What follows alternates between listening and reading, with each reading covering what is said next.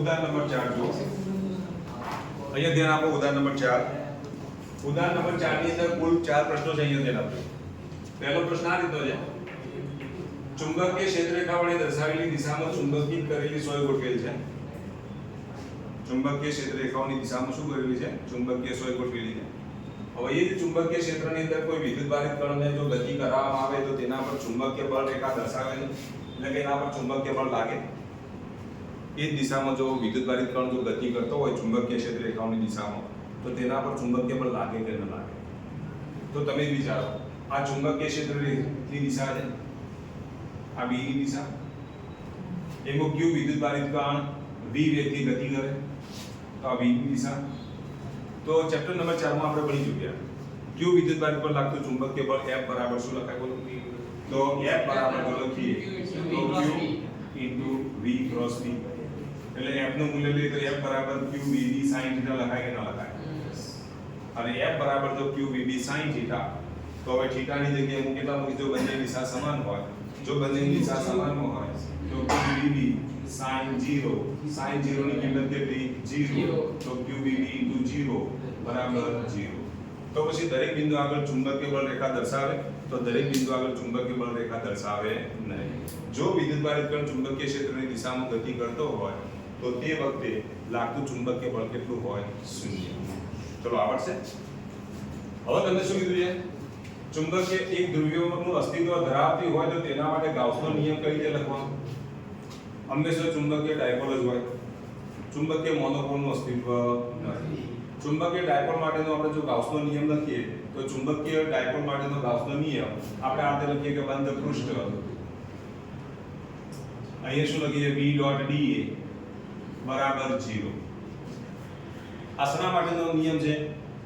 તો ચુંબકીય ડાયપોલ માટેનો ગાઉસનો નિયમ. જ્યારે જો મોનોપોલનું અસ્તિત્વ હોય, એકલો n ધ્રુવ અસ્તિત્વ ધરાવતો હોય, એકલો s ધ્રુવ અસ્તિત્વ ધરાવતો હોય, n ધ્રુવનું ધ્રુવમાન ધારો કે qm હોય, બરાબર? કેટલું હોય એનું ધ્રુવમાન? qm હોય. અને એકલો જ જો n ધ્રુવ હોય અને એ વખતે જો તમારે ગાઉસનો નિયમ લખવો હોય તો કેવી રીતે લખાય? ઇન્ટિગ્રેશન, અહીંયા શું લખીશું? બંધ પૃષ્ઠ, અહીંયા b ડોટ dA બરાબર અહીંયા 0 ની જગ્યાએ ધ્રુવમાનનું મૂલ્ય કેટલું લેવાનું? પેલામાં જેમ આપણે સિગ્મા q લખતા હતા, વિદ્યુત ડાયપોલ માટે વિદ્યુત ભાર માટે શું લખતા? Sigma q. એ જગ્યાએ અહીંયા તમારે શું લખવું પડે? Sigma qm. આપો અને પેલામાં એપ્સિલોન 0 લખતા હતા, એપ્સિલોન 0 હોય તો છેદમાં લખવું પડે અને મ્યુ 0 હોય તો કે લખવું પડે અંશમાં. તો અહીંયા શું લખીશું? Mu 0 sigma qm. તો એ વખતે ગાઉસનો નિયમ આ રીતે લખાય. ક્યારે? એક ધ્રુવીનું અસ્તિત્વ હોય, મોનોપોલનું અસ્તિત્વ હોય. તો મોનોપોલનું અસ્તિત્વ હોય તો આપણે ગાઉસનો નિયમ આ રીતે લખીશું. ડાયપોલનું અસ્તિત્વ હોય ત્યારે ગાઉસનો નિયમ કેટલો હોય? તો અહીંયા તમારે શું મૂકી દેવાનું? 0 મૂકી દેવાનું. ચલો ખ્યાલ આવી ગયો. વિદ્યુત ડાયપોલ જો આપેલો હોય તો તેના માટે ગાઉસનો નિયમ કીધો હોય તો E ડોટ dA બરાબર 0. વિદ્યુત ડાયપોલ માટે, વિદ્યુત ડાયપોલને જો બંધ પૃષ્ઠમાં મૂકેલો હોય તો તેના માટે ગાઉસનો નિયમ લખો તો જેટલો ધન વિદ્યુતભાર એટલો ઋણ વિદ્યુતભાર. સિગ્મા q ની કિંમત કેટલી થઈ જાય? 0 થઈ જાય. સિગ્મા q ની કિંમત 0 એટલે પછી કેટલું મળે? 0. પણ જો બંધ પૃષ્ઠની અંદર ધારો કે વિદ્યુતભાર જો હોય તો ત્યાં આપણે શું લખતા હતા? આવું લખતા હતા ને, ઇન્ટિગ્રેશન બંધ પૃષ્ઠ b ની જગ્યાએ શું આવે? E ડોટ dA બરાબર sigma q upon epsilon. Sigma q ની જગ્યાએ qm, એપ્સિલોન 0 ની જગ્યાએ શું લખીશું? 0. કારણ કે આપણે સરખાવી દઉં 1 upon એપ્સિલોન 0 ની જગ્યાએ શું લખાય? મ્યુ 0 લખાય. તો અહીંયા મ્યુ 0 ક્યાં આવશે? અંશમાં આવશે.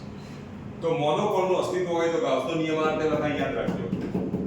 બાકી ચુંબક માટે ગાઉસનો નિયમ આ છે. જેટલો n ધ્રુવનું ધ્રુવમાન હોય એટલું જ તમને શું જોવા મળશે? s ધ્રુવનું ધ્રુવમાન જોવા મળે. એનો બેઝિક સરવાળો કેટલો થઈ જાય? 0 થઈ જાય. સિગ્મા qm નું મૂલ્ય કેટલું હશે? 0 હશે. ચલો ખ્યાલ આવી ગયો. ત્યારબાદ ત્રીજો પ્રશ્ન છે, શું ગજ્જા ચુંબકનું ચુંબક છે તેના પર ટોર્ક લગાડી શકે?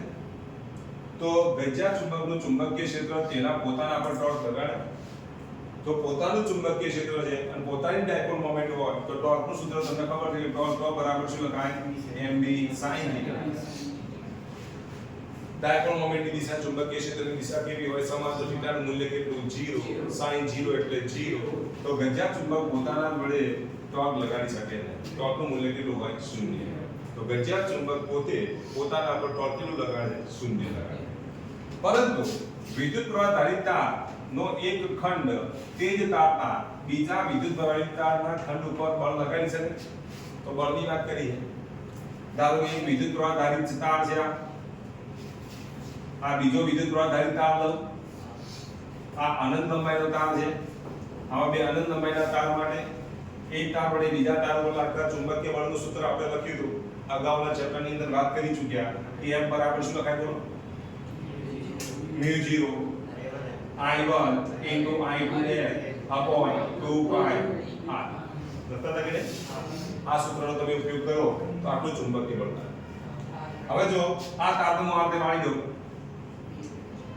તો આ ખંડ વડે આ ખંડ ઉપર તો બળ તો લાગવાનું જ છે કારણ કે અહીંયા પ્રવાહ I1 જાય છે I1 ની જગ્યાએ હું I લખી દઉં એનો જ પ્રવાહ અહીંયા પણ જવાનો છે તો I લખી તો આ ખંડ વડે આ ખંડ ઉપર બળ લાગે પણ ગજ્યા ચુંબકના ચુંબકીય ક્ષેત્ર વડે તેના પર ટોર્ક ના લાગે એક જ તારના એક ખંડ વડે બીજા ખંડ ઉપર બળ લાગી શકે પરંતુ ગજ્યા ચુંબકના પોતાના ચુંબકીય ક્ષેત્ર વડે ટોર્ક લાગતું નથી ધારો કે આવો જો તાર આપેલો હોય નરમ તાર હોય કેવો તાર હોય નરમ તાર આવો નરમ તાર કેવો હોય અનિયમિત આકારનો હોય અને આમાંથી જો હું વિદ્યુત પ્રવાહ પસાર કરું ને તો આ ખંડ વડે આ ખંડ ઉપર ચુંબકીય બળ લાગે અને અપાકર્ષણ બંનેની દિશાઓ પ્રવાહની દિશાઓ પરસ્પર વિરુદ્ધ છે જો પ્રવાહની દિશાઓ પરસ્પર વિરુદ્ધ હોય તો કયું બળ લાગે અપાકર્ષણ બળ લાગે પ્રવાહની દિશાઓ પરસ્પર વિરુદ્ધ હોય તો કયું બળ લાગે અપાકર્ષણ પ્રવાહની દિશાઓ જો સમાન હોય તો શું લાગે આકર્ષણ વિરુદ્ધ હોય તો અપાકર્ષણ તો એક તાર વડે બીજા તાર પર શું લાગે બોલો અપાકર્ષણ એક ભાગ વડે બીજા ભાગ પર અપાકર્ષણ બળ લાગે એટલે આ તાર કેવો આકાર ધારણ કરીને વર્તુળ તો અનિયમિત આકાર હોય તો એ આકારમાંથી કેવો આકાર બની જાય વર્તુળાકાર આકાર બની જાય ક્યારે નરમ તાર જો હોય તેમાંથી જો તમે વિદ્યુત પ્રવાહ પસાર કરો તો એક ખંડ વડે બીજા ખંડ ઉપર અપાકર્ષણ બળ લાગે અપાકર્ષણ બળના લીધે એ તાર કેવી સ્થિતિમાં આવે તણાવ સ્થિતિમાં આવે એટલે એનો આકાર કેવો બની જાય ગોળાકાર બની જાય તો આ એક તાર વડે એક તાર માટે એક જ તારના એક ખંડ વડે બીજા ખંડ ઉપર ચુંબકીય બળ લાગે પરંતુ ગજ્યા ચુંબકના ચુંબકીય ક્ષેત્ર વડે તેના પર લાગતું ટોર્ક કેટલું હોય 0 તો પહેલા તમે આટલું લખી દો બરાબર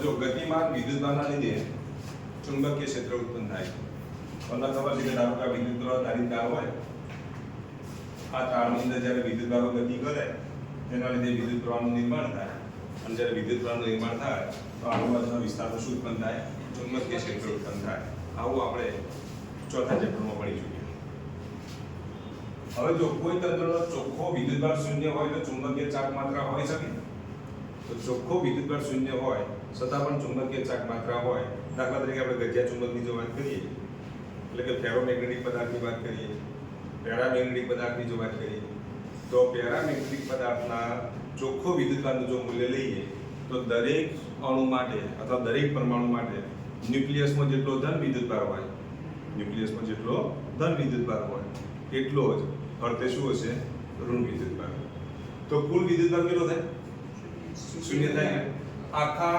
પેરામેગ્નેટિક પદાર્થનો ચોખ્ખો વિદ્યુતભાર Q બરાબર 0 છે Q બરાબર 0 છે છતાં પણ આ પેરામેગ્નેટિક પદાર્થ જે છે એ ચુંબકીય ડાયપોલ મોમેન્ટ ધરાવે છે જ્યારે ચુંબકીય ડાયપોલ મોમેન્ટ ધરાવે તો ક્ષેત્રને જો ચુંબકીય ક્ષેત્રમાં મૂકવામાં આવે તો પરિણામી ચુંબકીય ડાયપોલ મોમેન્ટ પ્રેરિત થાય અને ચુંબકીય ડાયપોલ મોમેન્ટ પ્રેરિત થાય જેના લીધે આજુબાજુ કઈ ક્ષેત્ર ઉત્પન્ન થાય તેના વડે ચુંબકીય ક્ષેત્ર ઉત્પન્ન થાય તો કહેવાનો મતલબ એ ચોખ્ખો વિદ્યુતભાર ન હોવા છતાં પણ ચુંબકીય ડાયપોલ મોમેન્ટ પ્રેરિત થાય અને ચુંબકીય ક્ષેત્ર પણ ઉત્પન્ન થાય છે એવું ને એવું આપણે જો એક્ઝામ્પલ બીજું લઈએ તો જે કાયમી ચુંબકો જે છે એ કાયમી ચુંબકોનો ચોખ્ખો વિદ્યુતભારનું મૂલ્ય જો લઈએ તો ચોખ્ખા વિદ્યુતભારનું મૂલ્ય સિગ્મા Q બરાબર તો 0 જ હોય છતાં પણ એ કાયમી ચુંબકોને આ નજીકમાં કોઈ પણ પદાર્થને લઈ જવામાં આવે તો તેના પર શું લગાડે છે લોખંડની ખીલી જો તમે નજીક લઈ જાવ તો એના પર શું લગાડે આકર્ષણ બળ લગાડે એટલે આજુબાજુના વિસ્તારમાં શું ઉત્પન્ન થતું હોવું જોઈએ ચુંબકીય ક્ષેત્ર ઉત્પન્ન થાય એટલે કે ચુંબકીય ડાયપોલ મોમેન્ટ ધરાવે છે. તો ગતિમાન વિદ્યુતભારના લીધે ચુંબકીય ક્ષેત્ર તો ઉત્પન્ન થાય ને થાય, પણ ગતિમાન વિદ્યુતભાર ન હોય તો પણ, ધારો કે ચોખ્ખો વિદ્યુતભાર શૂન્ય હોય તો પણ આવા પેરામેગ્નેટિક પદાર્થો છે, ફેરોમેગ્નેટિક પદાર્થો જે છે એ ચુંબકીય ડાયપોલ મોમેન્ટ ધરાવે છે. આવો તમે લખી દો, હું લખાવે છે. ગતિમાન વિદ્યુતભારોના લીધે વિદ્યુત પ્રવાહનું નિર્માણ થાય. ગતિમાન વિદ્યુતભારોના લીધે વિદ્યુત પ્રવાહનું નિર્માણ થાય છે. તેના લીધે ચુંબકીય ક્ષેત્ર ઉત્પન્ન થાય છે.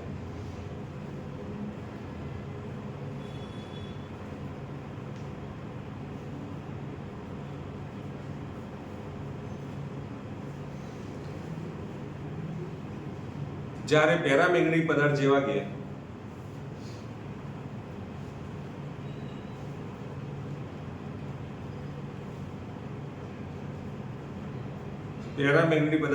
કોપર ક્લોરાઇડ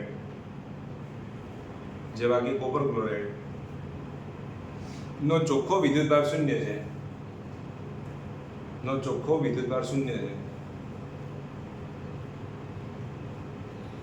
છતાં પણ ચુંબકીય ડાયપોલ મોમેન્ટ ધરાવે છે.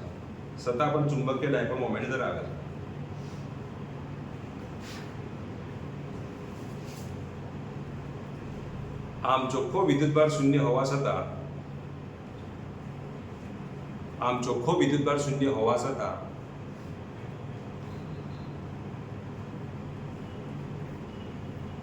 ચુંબકીય ચાક માત્રા હોઈ શકે, જે સાચું છે.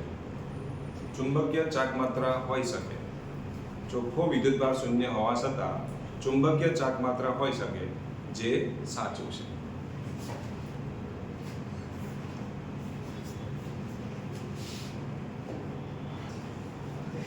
જો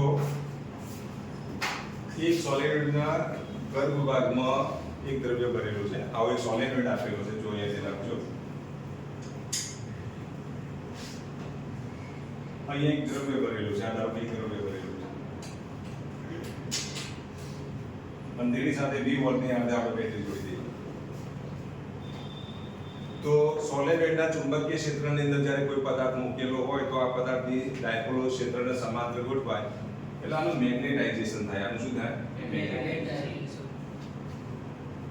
મેગ્નેટાઇઝેશન કરવા માટે અહીંયા જે પ્રવાહ પસાર કરવામાં આવે તેને આપણે શું કહીશું? તો ચુંબકીય પ્રવાહ કહીશું, જેનું મૂલ્ય 2 એમ્પિયર છે. I બરાબર કેટલા આપેલા છે? બાહ્ય પ્રવાહ. બીજા શબ્દોમાં કહીએ તો બાહ્ય પ્રવાહ, જેનું મૂલ્ય કેટલું આપ્યું છે? 2 એમ્પિયર. તો પહેલા આપણે માહિતીનું લિસ્ટ બનાવીએ. તો અહીંયા પ્રવાહ I બરાબર કેટલા આપેલા છે? 2 એમ્પિયર. સોલિનોઇડની 1 મીટર લંબાઈ દીઠ 1000 આંટાઓ છે. એટલે એકમ લંબાઈ દીઠ આંટાઓની સંખ્યા જો લો તો એકમ લંબાઈ દીઠ આંટાઓની સંખ્યા તો n/l, n બરાબર 1000 અને l ની કિંમત 1 એટલે 1000 થાય. 1 મીટર લંબાઈ દીઠ 1000 આંટાઓ છે, એનો મતલબ એ થયો કે આ શું આપ્યું છે? એકમ લંબાઈ દીઠ આંટાઓની સંખ્યા આપી કહેવાય. અને એકમ લંબાઈ દીઠ આંટાઓની સંખ્યા કેટલી? 1000 છે. બીજું તમને કઈ માહિતી આપી છે આમાં? સાપેક્ષ પરમિએબિલિટી આપી દીધી છે. તો સાપેક્ષ પરમિએબિલિટી એટલે તમને મ્યુઆર ની કિંમત આપી છે. મ્યુઆર ની કિંમત કેટલી આપી છે? 400 આપી છે. હવે તમારે શું શોધવાનું? એક તો ચુંબકીય તીવ્રતા શોધો. સોલેનોઇડની ચુંબકીય તીવ્રતા એટલે કે કોરમાં પદાર્થ ના મૂકેલો હોય ત્યારે જે ચુંબકીય ક્ષેત્ર ઉત્પન્ન થાય તેના અનુરૂપ જે મળતી તીવ્રતાને શું કહેવાય? ચુંબકીય તીવ્રતા કહેવાય. આટલું યાદ રાખો. ચુંબકીય તીવ્રતાનું સૂત્ર તમને ખબર હોવી જોઈએ. H બરાબર શું લખાય? Small n I. B બરાબર આપણે આવું લખીએ μ0 ni, એટલે B બરાબર શું લખાય? μ0 * h લખાય. સોલિનોઇડ માટે B બરાબર μ0 * h લખતા હતા. તો આ h એ જ આપણો શું છે? ni. તો ચુંબકીય તીવ્રતા h બરાબર શું લખીશું? ni. આ સૂત્રનો ઉપયોગ કરીએ તો n ની કિંમત 1000, I ની કિંમત કેટલી? 2. તો અહીંયા h નું મૂલ્ય કેટલું થશે? બોલો 2000. એકમ કયો આગળ? એમ્પિયર પ્રતિ મીટર. આ એકમ લંબાઈ દીઠ આંટાઓની સંખ્યા છે એટલે શું લખીશું? એમ્પિયર પ્રતિ મીટર. ચલો, ચુંબકીય તીવ્રતાનું મૂલ્ય આપણને મળી ગયું h બરાબર ni. હવે આમાં જ્યારે તમે કોઈ પદાર્થને મૂકો ત્યારે એનું પરિણામી ચુંબકીય ક્ષેત્ર જે મળવાનું એ ચુંબકીય ક્ષેત્રનું સૂત્ર જો લખીએ તો B બરાબર શું લખીશું mu h. જો પદાર્થ ના મૂકેલો હોય તો શું લખાય B બરાબર mu0 h લખાય.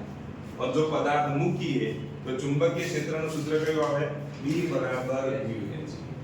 mu એટલે આપેલા પદાર્થની પરમિએબિલિટી. પણ તમને ખબર છે mu બરાબર તો શું લખાય અથવા તો mu r બરાબર mu upon mu0 તો mu બરાબર mu r into શું લખીશું તો અહીંયા mu ની જગ્યાએ તમે શું લખી શકો mu r into mu0 into h. mu r ની કિંમત તમને આપી દીધી કેટલી 400 mu0 ની કિંમત 4 pi ગુણ્યા 10 ની -7 ઘાત અને h ની કિંમત બોલો 2. આ બધાને તમે જાતે સાદુરૂપ આપજો કેટલું થાય છે જોજો. તો b નું મૂલ્ય શોધી કાઢો તમે આ રીતે. આ સૂત્રનો ઉપયોગ કરી પહેલા b નું મૂલ્ય શોધો. ચલો સાદુરૂપ આપજો કેટલું થાય છે? 1 થાય છે. તો જો 400 ગુણ્યા 4 પાઈ ની કિંમત મૂકી દે 3.14 ગુણ્યા 10 ની -7 ઘાત ગુણ્યા 2000 જો 1 2 3 4 5 શૂન્ય ઉડાડી દો એટલે 10 ની -2 ઘાત થઈ જશે. હવે 4 ગુણ્યા 4 16 ગુણ્યા 3.14 ગુણ્યા 2 કરો 16 દુ 32 32 ગુણ્યા 3.14 કરો 32 ગુણ્યા 3.14 કરો 100.48 ગુણ્યા 10 ની -2 ઘાત એટલે લગભગ 1 ટેસ્લા આવે. તો ચુંબકીય ક્ષેત્રનું મૂલ્ય કેટલું મળશે 1 ટેસ્લા જેટલું મળે. હવે આપણે m નું મૂલ્ય શોધવાનું છે. તો m નું મૂલ્ય કેટલું મળશે બોલો? તો એનું સૂત્ર યાદ કરો તમે b h અને m વચ્ચેનો સંબંધ દર્શાવતું સૂત્ર ભૂલી જાઓ. b h અને m વચ્ચેનો સંબંધ દર્શાવતું સૂત્ર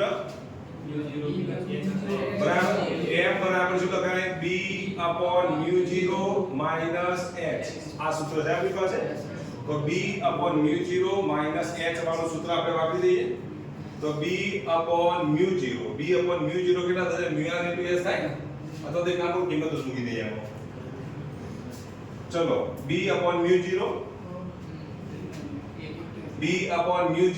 એટલે mu r into h લખાય minus h. mu r ની કિંમત 400 h ની કિંમત કેટલી 2000 h ની કિંમત 2000 minus h ની કિંમત કેટલી 2000. चलो सादरूप आपको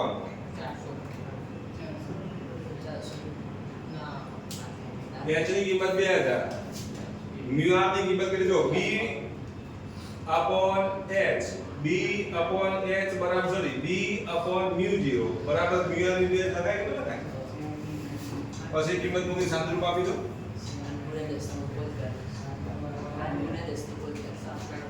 8 ગુણ્યા કેટલું આવે છે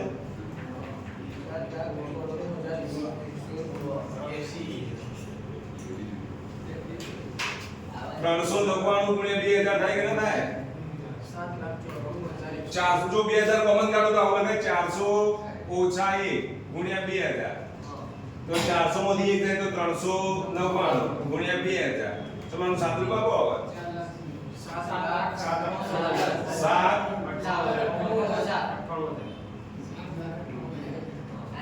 બરાબર તો 7.98 ગુણ્યા 10 ની કેટલી ઘાત થાય 5 ઘાત. એકમ કયો આવશે એમ્પિયર. આ આપણને m નું મૂલ્ય મળ્યું.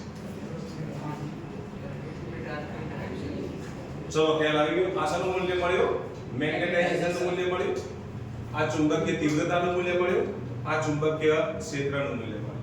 ચલો ખ્યાલ આવી ગયો એટલા સુધી? કોઈને કન્ફ્યુઝન છે આમાં? ખબર પડી કે ના પડી એટલા સુધી? હવે તો શું શોધવાનું છે? મેગ્નેટાઇઝેશન પ્રવાહ. જો ચુંબકીય તીવ્રતા માટે બાહ્ય પ્રવાહ હોય તો એ જ રીતે હવે મેગ્નેટાઇઝેશન તીવ્રતા માટે શું હોય બોલો? મેગ્નેટાઇઝેશન પ્રવાહ હોય. જે રીતે h બરાબર ni લખાય તેમ m બરાબર શું લખીશું? n into im. તો પછી im તો કરતા બનાવીએ તો m upon n. m ની કિંમત કેટલી? 7.98 ગુણ્યા 10 ની 5 ઘાત. n ની કિંમત કેટલી છે? 1000. ચલો આનું સાદુરૂપ આપો તો 798 થાય તો 798 એમ્પિયર થાય તો પ્રવાહનું મૂલ્ય કેટલું મળશે 798 એમ્પિયર જેટલું મળશે ચલો આગળ છે તમે તમે જાતે ગણતરી કરી શકો આટલું મૂલ્ય લગભગ આવતું હશે ચલો આગળ છે તો આટલો પ્રવાહ મળે